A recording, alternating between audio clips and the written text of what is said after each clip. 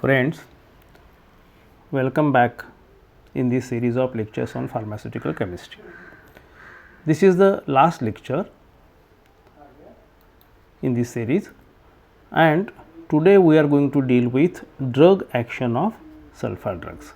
So, before going to the drug action, let us get the idea related to concept of sulfur drugs. So, this is the general structure of sulfur drug. What is sulfur drug? Sulfur drug, it is also called as sulfonamide. It is a group of synthetic antibiotics containing sulfanylamide molecular structure. So, this is sulfanylamide structure. SO2 NH2 is sulfanylamide group. So, sulfanylamide group containing compounds are called as sulfur drugs. Sulfur drugs were first chemical substances systematically used to treat and prevent bacterial infections in human. So, that is the importance. Sulfur drugs were introduced in 1935 by Gerhard Domack. The period is 1895 to 1964. Sulfur drugs or sulfonamides are related to the compounds sulfanylamide. MCQ can be asked, sulfur drugs are related to sulfanylamide and these are also called as sulfonamides. Sulfanylamide is the chemical structure. These provided the first successful therapies for bacterial diseases. So, the first sulfur drug was Prontosil. This is the structure of Prontosil. The first sulfur drug was Prontosil. It was discovered by a German physician and chemist Gerhard Domack in 1935. Okay. So, sulfur drugs kill bacteria and fungi by interfering with their metabolism. They were the wonder drugs before penicillin and are still used even today up to some extent. Let us see the structure of sulfanylamide, that is Prontosil. So, this is the photograph of Gerhard Domack and this is the first sulfur drug synthesized.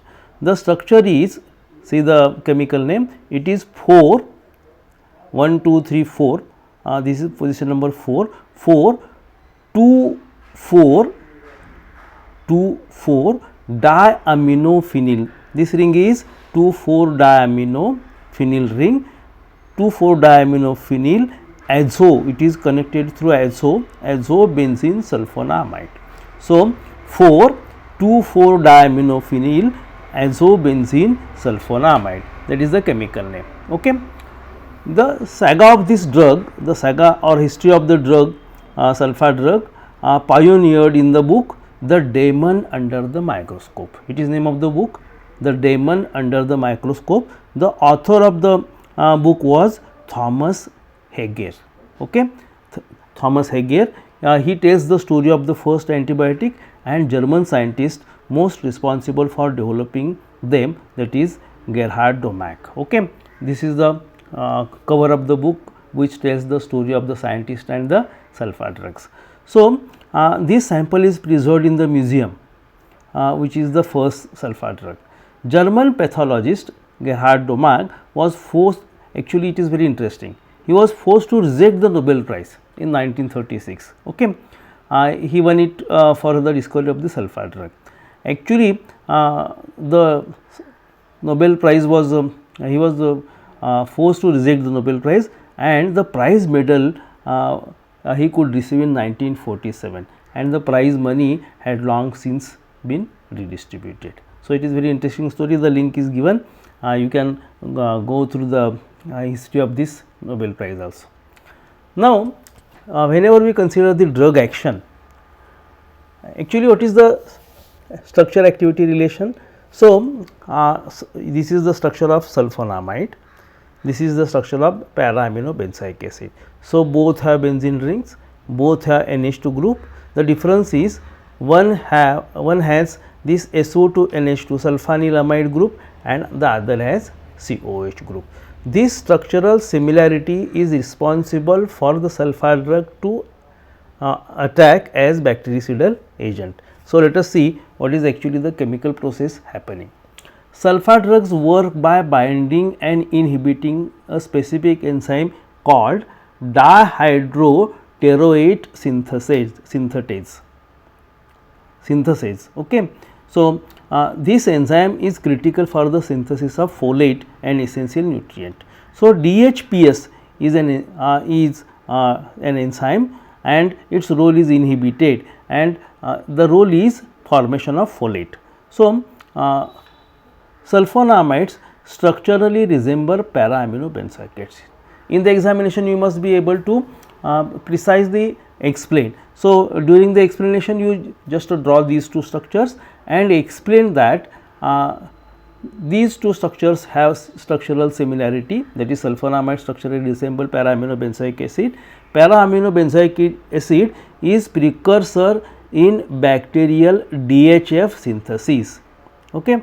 So, that DHF synthesis we have seen here, dihydroteroate synthase. Okay. So, during the process, sulfonamide acts as a false substrate because it resembles para-aminobenzoic acid. It acts as a false substrate. Competitively, it inhibits utilization of para-aminobenzoic acid and hence DHF synthesis. Because most of the bacteria cannot take up exogenous folate, they are depleted of DHF. In short, para-aminobenzoic acid and sulfonamides have similar structure. So, due to similarity in structure, bacteria consume sulfonamide in place of para-aminobenzoic acid, and automatically their metabolic process is affected. In turn, there is depletion of bacteria. So, see the mechanism part in pictorial form. This is para-aminobenzoic acid, this is the enzyme. Traditionally, para-aminobenzoic acid and enzyme, they interact and they form dihydrofolic acid. In turn, it is converted into tetrahydrofolic acid. So, the normal routine is para-aminobenzoic acid, which is essential for the enzyme, it is consumed, and after consumption it is converted into dihydrofolic acid.